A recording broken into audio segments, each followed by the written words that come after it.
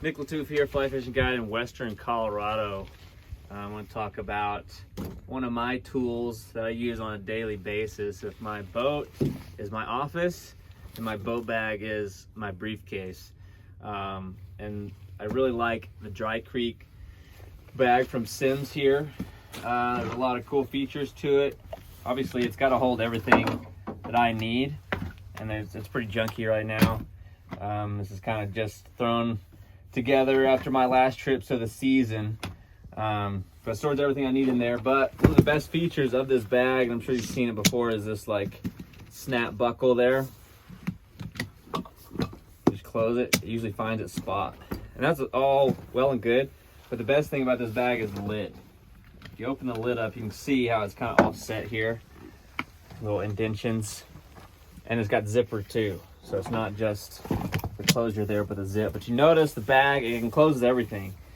So while this isn't completely waterproof, it is very water resistant, even with it open like that, unzipped, because this covers the lid, keeps everything pretty dry. I run a lot of trips through the Gunnison Gorge where there's class 3 and 4 rapids, and at certain levels it can get real splashy. It's rare that I ever zip this up. I hardly ever zip that up. Usually just button that up and that's good to go. And I sit this on the floor. This bag's been through about 2 seasons, hard seasons of the Gorge, Colorado, Roaring Fork, everywhere. And it's holding up pretty well. There's a little bit of a crease developing right here, but that's just normal wear and tear. I mean, I put this bag through the ringer, so it's not really, I'm pretty hard on my gear. I use it on a daily basis. So it holds pretty well. And just this goes to show you how much I really like this bag is I have a backup at the house. It's brand new, I hadn't touched it. So if this ever goes down, easy transfer right over there. On top, Velcro here, you can obviously attach, I usually do bigger dry flies and stuff right there that fits in there. Nymphs and stuff that are barbless. I've got this tacky pad from Fish Pond. Really helps when I'm just changing out bugs. Put them there pretty easy, let them dry out, and I can put them back in the box later. I got my tippet holder, this Sims holder here, just attaches there. You can put probably 3 or 4 more rolls on there. I'm pretty minimal right now, it's end of the season. Just kind of trying to get through with what I got. On this side, little Fish Pond trash thing.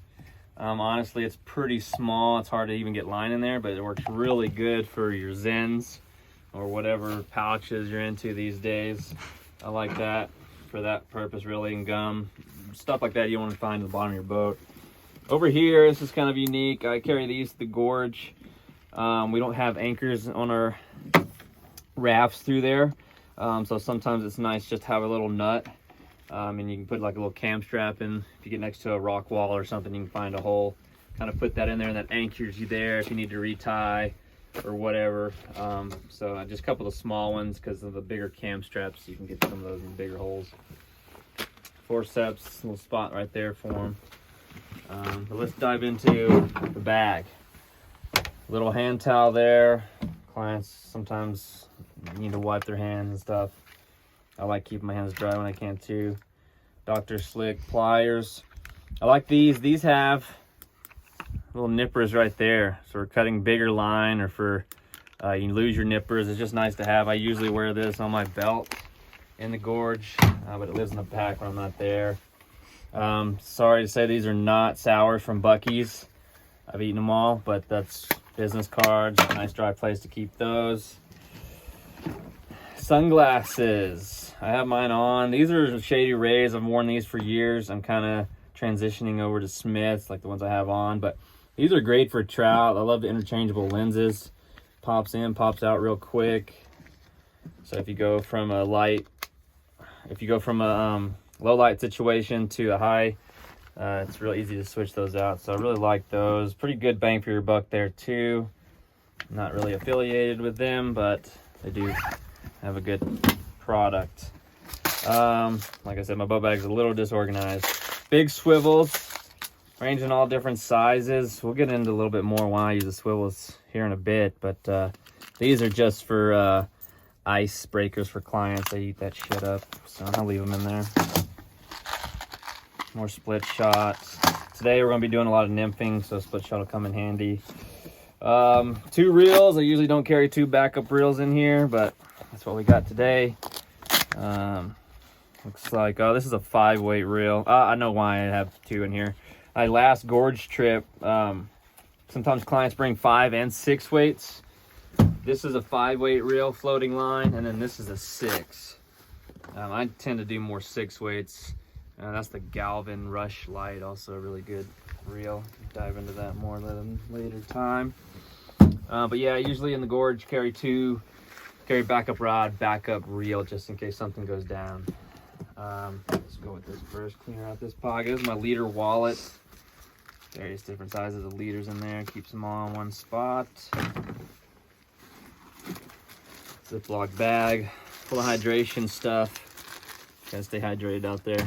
Floatant, Viagra, stuff works. I use it pretty much on everything, even the small caddis bugs. Bunch of random pucks with a bunch of random bugs. Sunscreen, bug spray, and then some Germ-X. Do a lot of lunches, Riverside, so it's nice to have Germ-X there. I usually keep my floatant in a Ziploc bag. This one's been with me a couple seasons and it's probably about time to be replaced.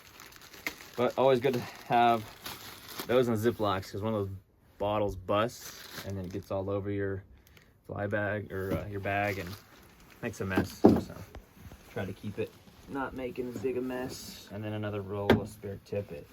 I also, like I said, this bag is pretty water resistant, waterproof. But some of these quick dries, I just kind of toss them in the corners there, and if anything gets in there, it tends to dry it up pretty quick. One last thing about the bag, you got a nice little zipper compartment up here. This is permits, fishing license, first aid, quick reference. You never know when you're going to need somebody's help, so I can just hand that to somebody, and if I need to go get help or something. Lighter. And then a thermometer from fish ponds. Checks water temperature, which is important when you're summertime trying to figure out if it's safe to fish, or if you're trying to figure out bugs are going to be popping off and any of that good stuff. So that just kind of stays right there. Most of that stuff never really comes out except for this. Like I said, overnights in the gorge, wake up, beard's all weird, a couple of these, and you're good to go. So as you can see, quite a bit of stuff. And this is a small 20 liter. They have a 25 liter. It's bigger. Personally, this size is perfect for me. Like I said, I can get a lot of stuff in there. I can pare it down as needed.